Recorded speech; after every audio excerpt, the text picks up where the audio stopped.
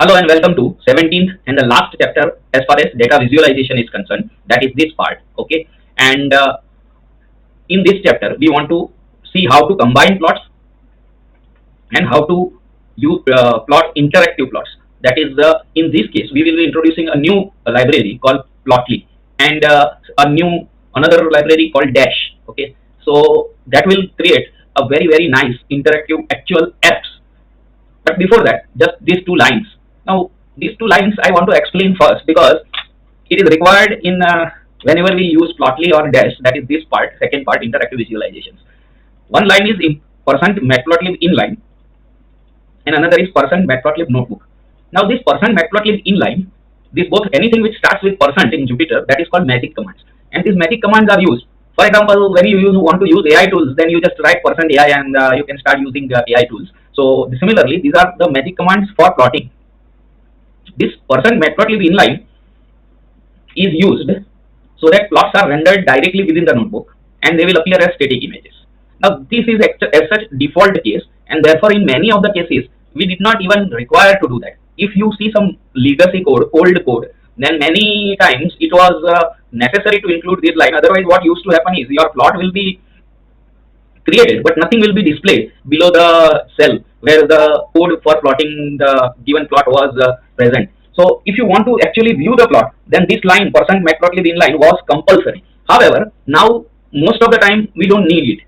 Okay, that is why in our previous chapters we never had to write any such line because we already, but still we got the plots rendered directly within the notebook just below the cell, right? So that is that has become now default behavior with advanced versions of matplotlib. And this is similarly percent matplotlib. For example, in one earlier chapter, we had done this kind of plot, sns.scatterplot. So instead of scatterplot, I just make it line plot, right? So then in that case, sns.lineplot, and we can plot it. And oh, of course, I have to import the library. So maybe starting from importing is here. Okay, then here directly coming to this, then still df is not defined. So this is my df and this now. Okay, so I get this kind of line plot. Okay, but what you have to specify for getting your line plot, then here you have to specify x, and either you can specify the data frame separately like this, data is equal to df. Then instead of x and y, you can write simply the names of the columns. So there is no need to write df sales, but you can write just sales and profit, right? Because you have already specified your data frame. So this is a standard way of drawing the line plot in short. So here also it is the same thing. That is what I am saying. First you are deciding your data, then you are specifying x column, which is usually a categorical column, then you are specifying y column. Rest of the things are always optional, that is that hue and color and everything. If you want to do, you do it. If you don't want to do, you don't do it. So that will give the hue year wise. So that means 4 lines or not 4 but many lines during this over this range will be plotted in a different color year wise, and the marker which you want to use is oval. Okay, and this is the PLT title. It is title of year minus year plus 1 4, or that is it is the plot for these years. Okay, that is this range of years. That much is what we are showing, and this tight layout is required just to adjust the subplot into whatever figure area you have decided. Okay, now I want this. I will first make this same as original, just to. So it was, I think, scatter plot, right? Correct. Okay. So yes, now coming back to over. Now let us plot this, and you will see these kind of line plots are there. One is year 50 to 54, 1990, 55 to 59, and 60 to 64. Now in 60 to 64 there is only one line because my last year is itself 1960. So therefore only one line is there. But in others there are 5 lines, and for each 5 line a different legend is created, and hue, that is hue parameter, is shown by year. So that is why different color is automatically selected and different legend color is also automatically selected, right? And this shows how the passenger count varied over that year as one moved from beginning of the year to end of the year. So if someone asks me 1954, then it is the highest graph, because as I said, as the year progressed, the air travel became cheaper and safer. So more and more people started traveling. That is why 1950 is the lowest chart, this one. 1951 slightly dark, that is this chart. 1952 is above it, 1953 is also above it, and 1954, that is the black chart. And you can see a trend like this, that in the month of July somewhere the number of passenger peaked in this last year, that is 1954. But in for other years the peak came somewhere in the month of either July or August, depending upon which year you are talking about. Then here also July or August, they are the peak months for travel. But in this year the increase is much more prominent. For example, this low where my cursor is at present, that is the plot for 56, sorry 58, and this is the plot for 1959. So just in 1 year, the passenger count jumped a lot. And this is only for year 1960, and the scale continuously goes on upwards and upwards. Graph continuously goes on upwards. So with passage of years, the number of passengers who traveled by air, they kept on increasing, but more or less the trend remained the same, and the peak came either in July or in August for all the years. Okay, so maybe that has something to do with vacation or summer in those particular country. Now explanation is fine. Now this is still okay if I want to plot the interactive version of this. Then for that I have to first install Plotly. I have already installed it, so I am not doing it, therefore I have commented out, but you might need to install Plotly. And then you have to do this line also, that is the pip install upgrade -- upgrade NB format, and then pip install -- upgrade Plotly. So 3 lines of code you have to execute. These 3 lines as such you can execute in your this command prompt by first going, I'm opening a new command prompt. So command prompt, and first making a CD to your say what I'm saying is, make a CD to the directory, then CD to the scripts, then activate, so that your virtual environment in which you are executing all scripts, that is activated. Then you may write cd dot dot cd dot dot like that, and then you can here use this pip install Plotly without that exclamation mark. But every time you may not like to open the command prompt for that. So if you want to do it within the Jupyter, then Jupyter has that facility that you put an exclamation mark. So write this much and execute it in one cell. Similarly, if you do it in command prompt, then only this much is required, this much. Okay, but if you do it inside Jupyter cell only, then this would be required. Correct? Similarly, if you do it only in the command prompt, then this would be required. But if you do it inside the Jupyter, then an exclamation would be required before that. So these are the lines which you have to do if you are doing for the first time. Since I have already imported and installed Plotly, I will start from importing. So import plotly.express SPX. Plotly has I think 2-3 versions, and one of them is paid version and one of them is free version. So I think this Express is perhaps the free version as far as I know. Now then load your flights dataset. So I'm loading my flights dataset. That is this dataset only, this one. Okay, and then just a simple 1 line of code. px.line. What is px? Px stands for Plotly Express. Px. So px.line chart, flights dataset, source of data, ds. That is like here only SNS. So first you specify what is the source of data, then you specify x, y, hue, etc. So exactly similarly, you specify the source of data, x, y, color, etc., and title, everything in one only, and create that plot. Now the advantage with Plotly is compared to the previous plot. Here I can just go on moving, and you can see that I cannot read the values very correctly. For example, if someone asks what was the count in July of this black colored 1954, then I will have to draw vertical line mentally, then draw horizontal line, and maybe it is somewhere around 300 or what. Maybe it is more than 300, less than, a little bit less than 300. While here, if you see 1950 and take any graph, the lowermost graph, that is the graph now of 1950 November, and it shows that count passengers were 114. Then okay, let me magnify this for better visibility. Then this has all 12 months and the legend is shown here. So I just move slightly up, and from January I go to next, say May here. So then in the May month of 1950, count was 125. Similarly 1952 January, then May, then September. I can move around and I can see the count of passengers by wherever my cursor is going. It automatically shows the count for that month and that year. So that is very handy. Okay, and not only that, I can zoom in like this.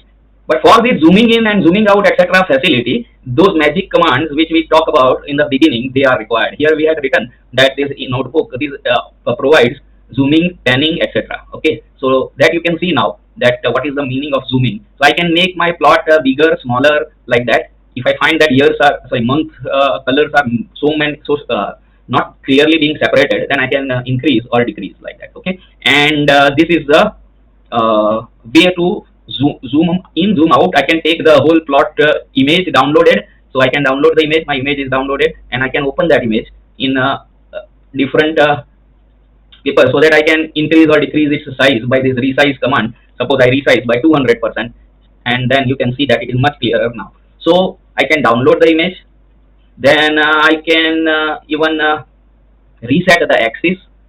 I again zoom out, suppose, and what more, there is a provision for saving the image also. I think, yeah, downloading is itself saving. And here it shows the version of Plotly, that it is 2.352, right? So Plotly is, this type of plot is called interactive plot. Now, once we plot the interactive plot, then we are more tempted to go one step further, that if interactive plot can be made, then can Python make interactive dashboard, like for example, Tableau or for example Power BI can make? Then yes, it can make interactive dashboard, but for that you need to you install and import this dash library. Okay, so pip install dash, that will be required. Then from dash import this DCC, then HTML, then Seaborn will also always be required. Plotly will also be required. When then from dependencies, all the dependencies for the dash will be required, and then you load the flights data set and create a dash application. A dash application is nothing but a Python application. So this is nothing but like py app.py.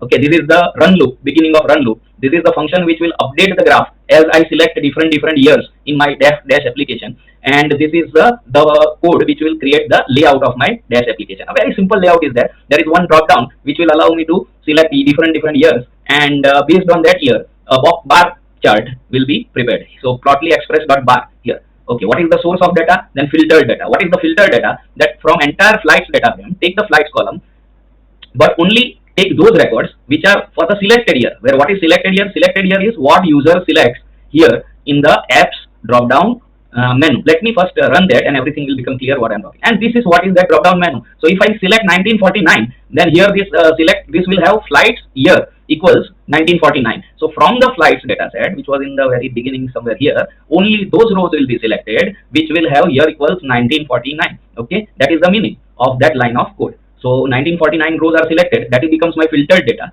Thereafter, it is just SNS.bar chart. Similarly, Plotly.bar chart, px.bar chart, Plotly express.bar chart. Source of data, that remains common. X is a categorical variable. Y is a numeric variable. Title, etc. If you want to give, you give. Otherwise, it is okay initially. But at least these three things you should understand, is whether it is Matplotlib or whether it is Seaborn or whether it is Plotly or whether it is SNS. Or whatever library, these three things you have to provide. What is my source of data? What is my what thing I want to plot on x-axis, and what thing I want to plot on y-axis. Okay, and let us create this app. I have already run this. So you can see that these are the passenger count for various months in the year of 1949. Now let me take 1950 and it will dynamically change. Now these are the passenger counts for 1950. Let me directly change to 1960 and the passenger counts have increased. You should understand that the heights are looking same but the scale is changing. For example, I come back to 1950 and 1949 for example, and you will see the highest is just 150. Okay, so this bar will remain same but the scale will be adjusted to accommodate for higher number of passengers with year. So 1960 straight away the scale has changed to 600. The height of the bar remained the same but the scale has changed, right? And how to run this? Then actually in the Windows, it was straightforward because I could run it just below it. That was also because of that %matplotlib inline and %matplotlib notebook, correct? But here, if you cannot see it in the Jupyter notebook, still it will open. Plotly by default opens on the local host, that is 127.0.0.1 on the port 8050. So if I click here, you can see the same dashboard in a browser, and that is much better because ultimately you will make this kind of apps for embedding them or providing them on your website. So suppose you are running an airlines company, or suppose you are creating a dashboard for some airline company, then in that case this will be the a page on your website. So HTML code is always better. So this is the Plotly in your web browser. And remember, this is a simplest possible thing which I can do with Plotly. That means this has not even stretched the full ability of Plotly by even 10%. So 90% more abilities are still there, but those we will explore when we will create the models, and we will deploy those models on clouds, etc. For example, here you can see this, that this for example here we were doing this part, but ultimately we will create the model training validation, then we'll do model deployment, and deployment is on Heroku or AWS or Azure, that kind of cloud, right? And then we will, at that time, we will create much complex apps than this. So this app is, now one way of drawing that app, executing this app and displaying it is this also, that I have saved this app as a separate Python file. So what I will do is file, new, and Python file, right? So here a new Python file will open, and in which I will I will paste this whole apps code. I have already done it, so I will not do it, but this is the apps code. up to this if name is equal to. This is Dunder method. If you forgot, earlier chapter we have done it, so you may be knowing it. Okay, so I will paste it. Now this has become my application web app. Okay, so I will save this as app.py. I have already done it, so here I am not doing it, but here my somewhere app.py file I can show you, modified by, here this is my app.py. Okay, so it is the file in which same code is pasted. So it is my dash application, and thereafter what I have to do to run this, if I do not want to run in Jupyter Notebook directly, then I can do one thing, that I can go to the virtual environment folder and activate my virtual environment. I will install that pip install plotly and pip install dash and all those steps which I showed just now. Then I will run here python app.py, and it will show me that Flask app is running, serving Flask app, and it is running on this HTTP. So this is also one way of doing. If your Jupyter somehow, sometimes some glitch occurs and Jupyter fails to display the app in the same notebook as your script is, then you can create a separate script, navigate to that folder, and run python app.py, and wherever that is on this address. So I go to that address, and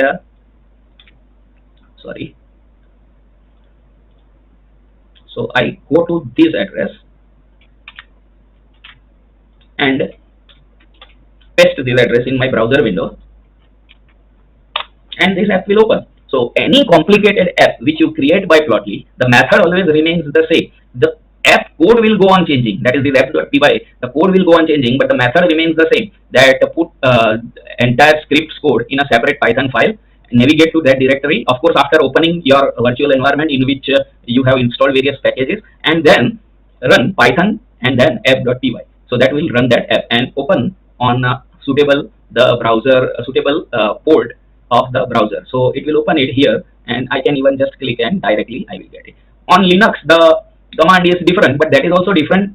This remains the same, python app.py, but this part for activating the virtual environment, that is different. But that we have seen in the first chapter itself, that the way of creating virtual environment and activating the virtual environment is different for Linux, Mac and Windows, and I have explained for all three operating systems, correct? Okay, fine. So we will stop this visualization part here, and this is exercise question. You will again take tips dataset, but you will create this time some combined plots and some app, that is Plotly and dash app. Okay, so try this. Here we are. Now you can say that we have finished this part, exploratory data analysis. Still one chapter which is a little bit sidetracked before we go to this model creation, is this small chapter is there, 18th. Where is that 18th?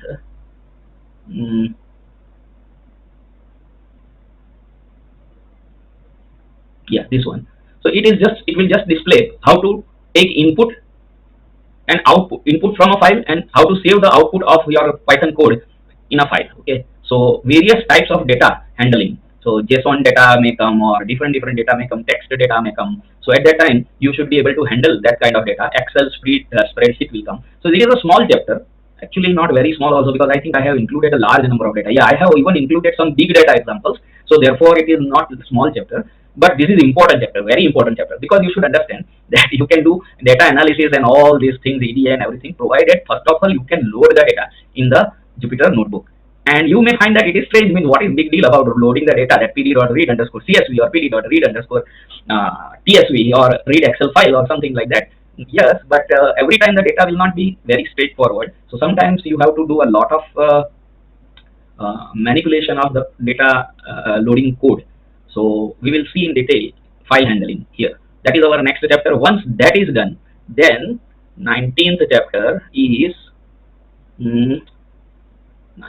This is the 19th chapter. Now here, before we build the model, we will take many chapters on statistics so that we can interpret the model properly. Otherwise, you can build the model mechanically. I can teach you 5 lines of code are there. That this is how sklearn, from sklearn you import the train test split and divide your data into train set, test set, and build the model on train set and test on the test set, and fine.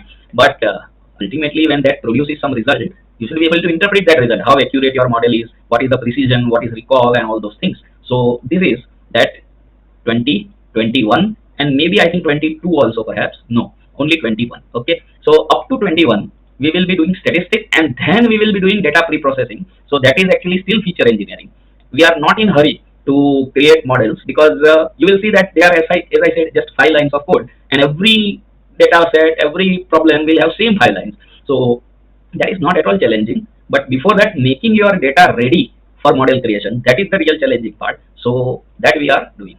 Okay, and then from here we will start our first thing in the data, course, linear regression and polynomial regression. Then here exploratory no, not this one, that we have already done. Okay, then this was 23. So 24 would be machine learning. Now here your machine learning, your favorite topic, will start.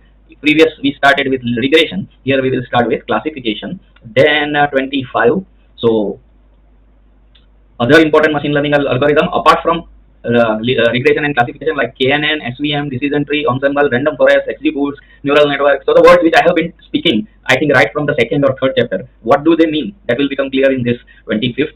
26th is unsupervised learning, clustering. 27th is model selection and cross validation techniques. 28th is time series, a separate new type of data, and its analysis is done in a very specialized manner. 29, data acquisition, data storage, and database management. And finally, 30 chapter is a huge chapter which will revise almost everything, which we have done throughout the course. You can see that it is a big chapter. Even if I pull it to the bottom, it will not be over. It will go on scrolling down like that. Okay, so huge chapter, at the end of which we will build a Streamlit app like this, a full-fledged project we will create. Correct? So that I showed you how our chapters are going to progress, because now I can at least tell you that still we are not jumping into model creation. In short, what we will be doing is file input, file output. Then we will be doing 3 chapters on statistics, so that whenever you create the model, then you should then test it, validate the model. Then at that time, whatever results are obtained, accuracy, precision, recall, but you should be able to interpret those models, those results. So we will have to do 3 chapters on statistics. Then we will do this model creation and everything. Then in that model creation, we will do more complex techniques for accuracy and removing bias and removing overfitting. That is the cross validation, and other techniques like maybe here I have written that acquisition, not acquisition, time series. Yeah, model selection and cross validation, right? And then unsupervised learning, supervised learning, unsupervised learning, clustering, all those things, and time series. A huge amount of course is still left. I think now you can say we have finished around 40%, 35 to 40% of the course. Though chapter wise it looks that we have finished 17 chapters. This was our last chapter. This, but out of 30, but that is just chapter wise. Page wise we have completed 35% to 40% of the course. So in next chapter we will continue with this file input and file output using Python. Okay, so see you in next chapter. Thank you.